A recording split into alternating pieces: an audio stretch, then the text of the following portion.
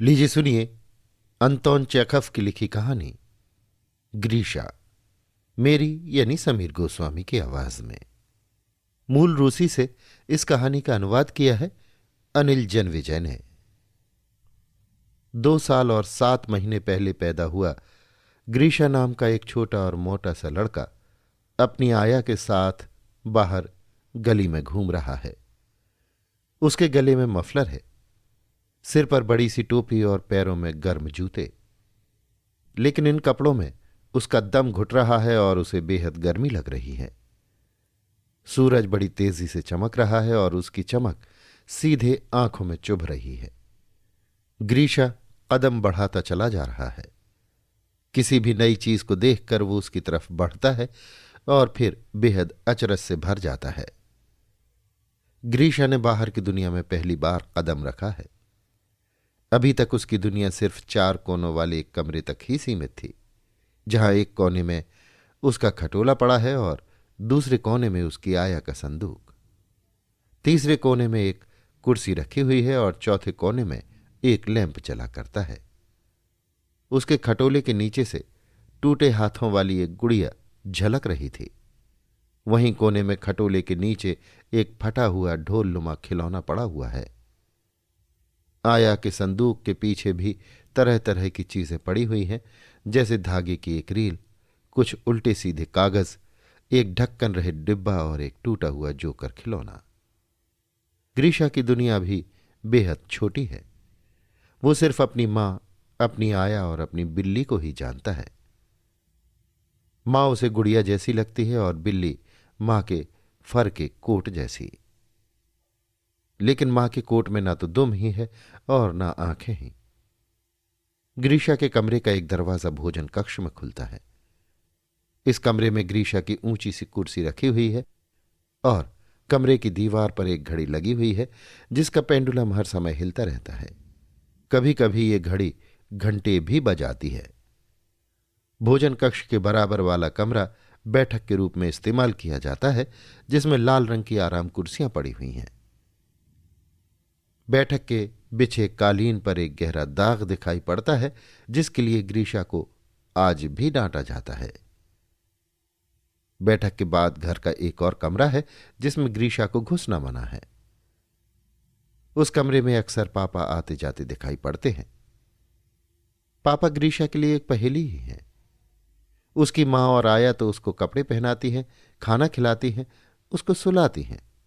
लेकिन ये पापा किस लिए होते हैं, ये ग्रीशा को मालूम नहीं है। ग्रीशा के लिए एक और पहेली है, उसकी मौसी। वही मौसी जिसने उसे वो ढोल उपहार में दिया था, जो अब उसके खटोले के नीचे फटा हुआ पड़ा है। ये मौसी कभी दिखाई देती हैं, कभी लापता हो जाती हैं। आखिर गायब कहां हो जाती हैं? ग्रीशा पलंग के नीचे, संदूक के पीछे और सोफे के नीचे झांक कर देख चुका है, लेकिन मौसी उसे कहीं नहीं मिली। इस नई दुनिया में जहां सूरज की धूप आंखों को चुभ रही है, इतनी ज्यादा माएं और मौसियां हैं कि पता नहीं वो किसकी गोद में जाए। मगर सबसे अजीब हैं घोड़े। ग्रीशा उनकी लंबी लंबी टांगों को देख रहा है और कुछ समझ नहीं पा रहा। वो आया की ओर देखता है कि शायद वो उसे कुछ बताएगी, लेकिन आया भी चुप है। अचानक कदमों की भारी और डरावनी आवाज सुनाई पड़ती है। सड़क पर लाल चेहरे वाली सिपाहियों का एक दस्ता दिखाई देता है, जो धीरे धीरे उसकी ओर बढ़ रहा है। सिपाहियों के हाथों में तौलिए हैं, वे शायद नहाकर लौटे हैं। ग्रीशा उन्हें देखकर डर गया और कांपने लगा। उसने आया की तरफ सवालिया निगाहों से देखा, कहीं कोई खतरा तो नहीं है। लेकिन आया नहीं डरी थी।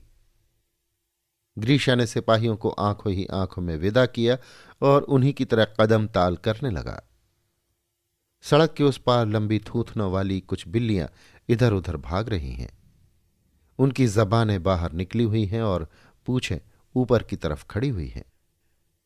ग्रीशा सोचता है कि उसे भी भागना चाहिए और वो बिल्लियों के पीछे पीछे बढ़ने लगता है। रुको ग्रीशा, रुको! तभी आया ने चीख कर कहा और उसे कंधों पर से पकड़ लिया। कहां जा रहे हो? बड़ी शरारत करते हो। वहीं सड़क पर एक औरत टोकरी में संतरे लेकर बैठी हुई थी। उसके पास से गुजरती हुई ग्रीशा ने चुपचाप एक संतरा उठा लिया। ये क्या बदतमीजी है? आया ने चिल्लाकर कहा और संतरा उसे छीन लिया। तुमने ये संतरा क्यों उठाया? तभी ग्रीशा की नजर कांच के एक टुकड़े पर पड़ी जो जलती हुई मोमबत्ती की तरह चमक रहा था। वो उस कांच को भी उठाना चाहता था, मगर डर रहा था कि उसे फिर डांट पड़ सकती है। नमस्कार बहन जी। अचानक ग्रीशा को कोई भारी आवाज सुनाई पड़ी। उसने देखा कि भारी डील डॉल वाला एक आदमी उनकी तरफ आ रहा था, जिसके कोट के बटन चमक रहे थे। उस आदमी ने पास आकर आया से हाथ मिलाया और वहीं खड़ा होकर उससे बातें करने लगा। ग्रीशा की खुशी का कोई पारावार नहीं था। सूरज की धूप, बग्घियों का शोर, घोड़ों की दौड़ने की आवाजें और चमकदार बटन, ये सब देखकर वो बेहद खुश था। ये सब दृश्य ग्रीशा के लिए नए थे और उसका मन खुशी से भर गया था। वो जोर जोर से हंसने लगा था। चलो चलो, उस चमकदार बटन वाले आदमी के कोट का एक पल्ला पकड़कर ग्रीशा चिल्लाया। कहां चलें? उस आदमी ने पूछा। चल लो, ग्रीशा ने फिर जोर से कहा। वो कहना चाहता था कि कितना अच्छा हो अगर हम अपने साथ मां, पापा और बिल्ली को भी ले लें, मगर वो अभी अच्छी तरह से बोलना नहीं जानता था।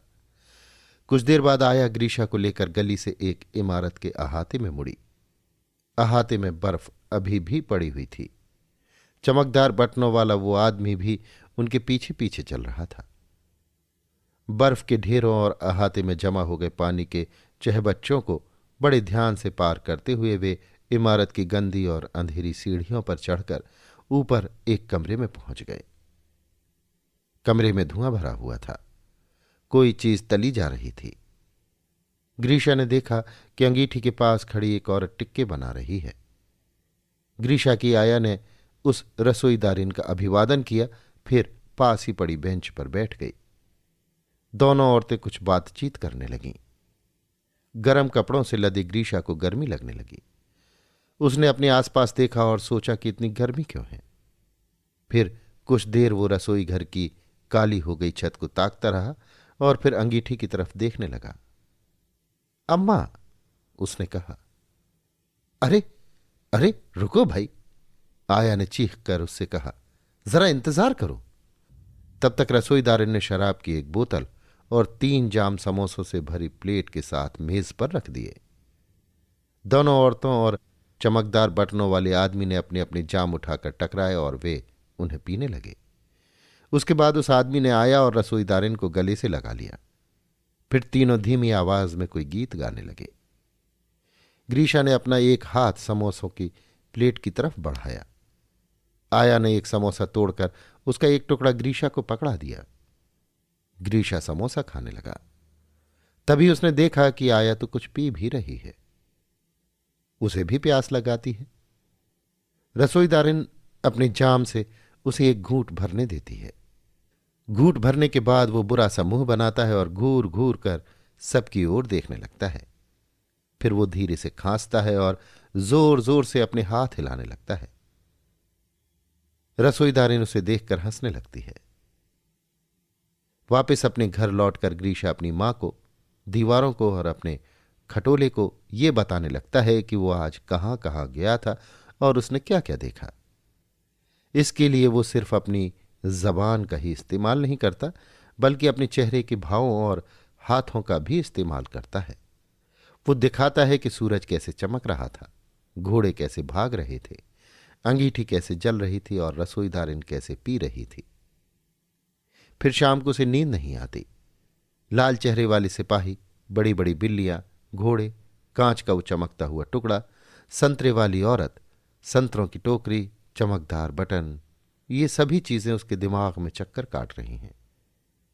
वो करवटें बदलने लगता है और अपने खटोले पर ही एक कोने से दूसरे कोने की ओर लुढ़कने लगता है और आखिरकार अपनी उत्तेजना बर्दाश्त न कर पाने के कारण रोने लगता है। अरे तुझे तो बुखार है, मां उसके माथे को छूकर कहती है। ये बुखार कैसे हो गया? अंगीठी। ग्रीशा रो रहा है और चीख रहा है। जा जा अंगीठी, भाग। शायद इसने आज जरूरत से ज्यादा खा लिया है, मां सोचती है, और ग्रीशा को, जो नए दृश्यों के प्रभाव से उत्तेजित था, दवा पिलाने लगती है। अभी आप सुन रहे थे अंतोन चेखव की लिखी कहानी ग्रीशा, मेरी यानी समीर गोस्वामी की आवाज में। मूल रूसी से इस कहानी का अनुवाद किया था अनिल जनविजय ने।